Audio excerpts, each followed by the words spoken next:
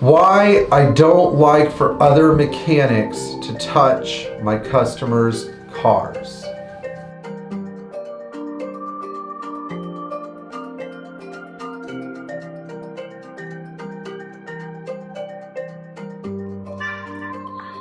Here's a topic that's going to make me sound like a narcissist.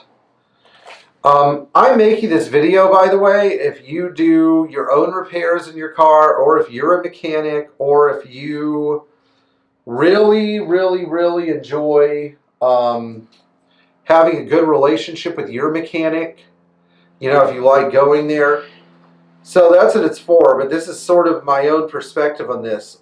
A few months ago, I finished a white 220S, so I don't think the previous owner of this car is watching my video, but in case he is, you know, I'm going to make you the subject of this video. And he stalled the car in his driveway because he flooded it, because he didn't follow my starting directions. I think he just pumped the gas aimlessly. And so he had another quote-unquote experienced German mechanic come look at it, and the guy looks at the one of the carburetors. He goes, "Oh, the carburetor is kaput." Oh!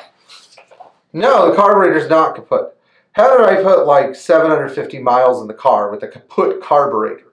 That's what I really hate. Like, some of the Germans will look at something and they'll go, "Oh, it's kaput." I hate that word. Like, if anybody ever thinks that they're a mechanic, they come to me and they say the word kaput, I'm going to knock all your teeth out. You've been warned.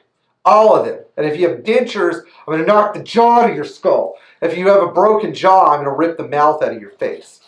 I just hate hearing the word kaput. Now, why is that? Well, a lot of the time when there's a repair to be done in a car, the mechanic who is looking at it, who didn't do the repair, is judging the situation, is often a person who did not have to go through any suffering to make the repair. I've always believed in giving people a chance to fix their mistakes. Always. Always, always, always give the person a chance to fix their mistakes. I think that most people will be willing to do so. And then if they're not, then you move on and find a better mechanic. The other thing is that if you don't have an intimate working relationship with the car, and you're not familiar with the car and familiar with the customer and familiar with what the car is needed and how many steps it took to get to the problem or the resolution of the problem, it is very difficult, mark my words, very difficult to really get to the root of a problem. Unless it's replacing something like an alternator or belt during an emergency. If you're performing complex diagnosis, you need to have an understanding of the whole car. Now, this probably sounds a little bit narcissistic of me because I've had to come in and fix cars for other people who, you know, had repaired them in the past, and then they bring the car to me and this and that or whatever.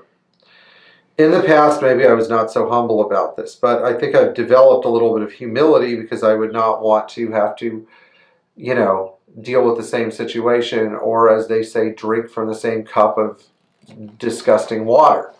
You know, I don't want to be a culpable party and preach against what I'm actually not practicing what I preach. I think that's the word.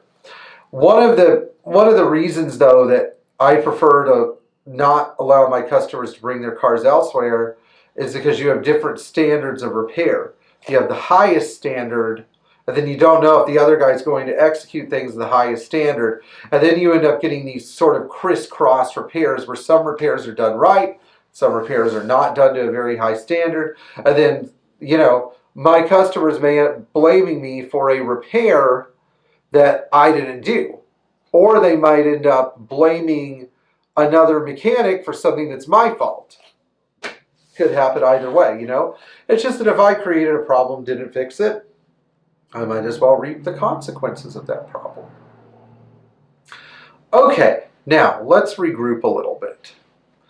If you are a do-it-yourselfer and you have to bring your car to a mechanic, you need to remember something. That the way that you repair your car is the way that you repair your car. The way the mechanic repairs your car is the way that they're going to repair it. They're either going to be in a crunch, I got to get this done. I got to get this out. They're going to charge you for the repair. They're not going to do a great job. You know, they're just going to sort of make the car functional. They're going to use whatever hose clamps and hose they have laying around to repair your heater hoses and instead of getting the correct fitted hose. Or they're going to rush through the repair and not really check their work. Who knows? People bring their cars to mechanics because they think that the guy who has a business is good at what he does, and they second guess themselves. If you're a home mechanic and you're thinking about whether you are going to bring your car to a mechanic or not, try to determine whether your issue is really a time issue or a lack of information issue or a confidence issue, because confidence issues derail me, and I'm sure they derail people who are less experienced than I am. Don't let confidence issues become your reason for letting somebody else do a crap job on your Mercedes. Anyway, if you enjoyed this video, please like, share, and subscribe. Please leave a thumbs up. Please, please be nice in the comments. I know some people could say that I'm a narcissist or an asshole, and I might be, that's true, but this is how I protect my customers. You know, it's how I protect their money and their warranty, and I'm proud of the fact that I warranty people my work and show up at stupid times and faraway places to make sure things are 100%. All right, I'll see you guys in the future. Enjoy working on your classic Mercedes and pick a mechanic who gives a damn. See ya.